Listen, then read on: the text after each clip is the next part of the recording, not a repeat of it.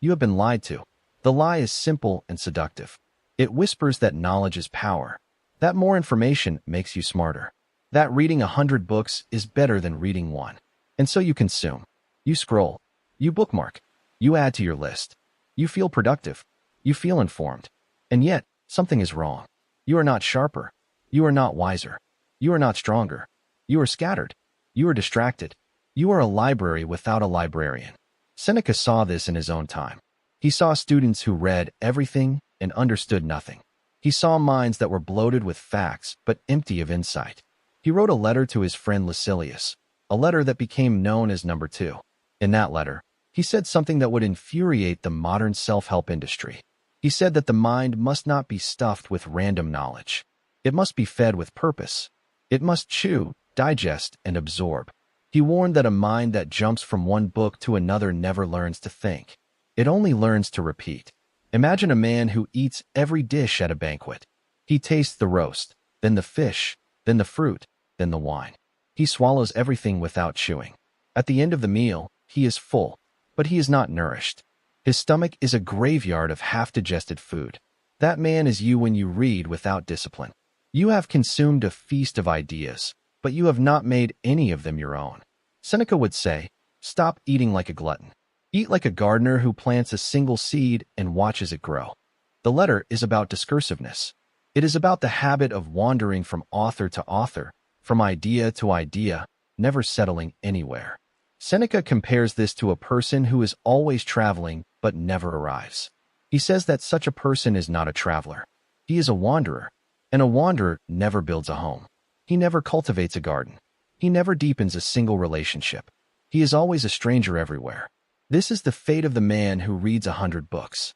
He is a stranger to all of them. Seneca gives a practical rule. He says, choose one wise author and make him your master. Read him deeply. Reread him.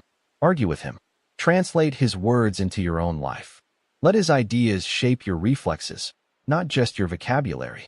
He writes that a single idea, truly mastered, is worth more than 1,000 ideas that you have only skimmed. This is the discipline of depth. It is slow. It is boring. It is the opposite of the dopamine hit of a new book. But it is the only path that leads to wisdom. The path that leads to wisdom is narrow. It is not crowded. And it is the only path that leads to strength. But let me take you deeper. Seneca did not say that we should never read widely. He said that we should read widely only after we have built a foundation. A house cannot be built on shifting sand. A mind cannot be built on shifting books. You must first choose your architect. You must choose one man whose vision of life resonates with your deepest instincts. Then you must let him build the first floor. Only then can you add rooms from other architects.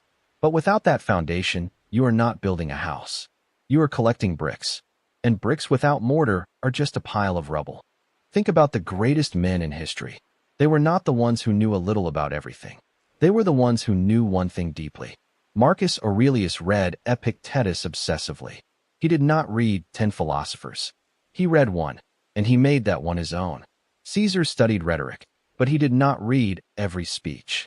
He read a few, and he practiced them until they became his reflexes. Seneca himself studied the Stoics, but he did not wander. He planted himself in the soil of one school, and from that soil, he grew into a forest, the same forest that still shades us today. Now ask yourself, when was the last time you read a book twice? When was the last time you took notes, argued with the author, and tried to live by his rules for a month? If you cannot remember, you are not a reader. You are a consumer. You are filling your brain with noise, not wisdom. Seneca would say, stop counting the books you have read. Start counting the books that have read you, that have changed you, that have become part of the furniture of your mind. This is the hidden cost of modern culture. We have confused quantity with quality. We have confused speed with intelligence. We have confused novelty with growth. And in doing so, we have made ourselves weak. We are like a man who plants 1,000 seeds in a single day and never waters any of them. He will have a field of dead seeds. But the wise man plants one seed and waters it every day for a year.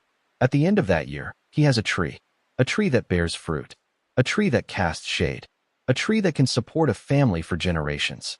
Seneca's letter is a call to slow down. It is a call to become a farmer of the mind, not a tourist.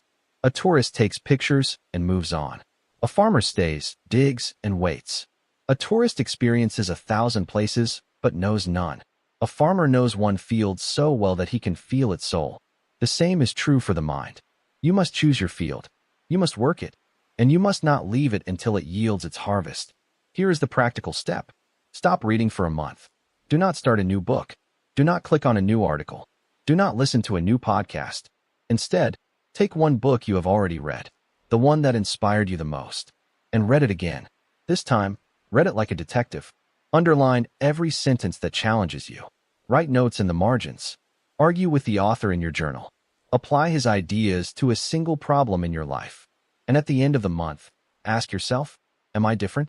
Did this repetition teach me something the first reading could not? Seneca would say that the answer will be yes. Because depth is not a luxury. It is a necessity. A shallow mind is a weak mind. A shallow mind is easily manipulated. A shallow mind is easily distracted. A shallow mind is easily frightened. But a deep mind is a fortress. A deep mind cannot be unsettled because it has roots that go down to the bedrock of truth. And those roots are only grown through patient, repetitive, slow reading of the same wise author. This is not anti-intellectual. It is the opposite. It is the path to genuine intellectual power. It is the path that Seneca walked. It is the path that he offered to Lucilius. And it is the path that is available to you right now. You do not need to read more. You need to read better. You do not need more information. You need more transformation. You do not need a bigger library. You need a deeper garden. So close the new tab. Put down the book you just started. Pick up the book that once shook you to your core. And read it again. Read it slowly. Read it with a pen. Read it as if your life depends on it. Because in a way it does. Your mind is your only instrument. And if it is dull, you will live a dull life. But if it is sharp, you will cut through the noise and see what is real. That is the promise of Seneca's letter number 2. That is the strategy of depth. That is the way of the wise.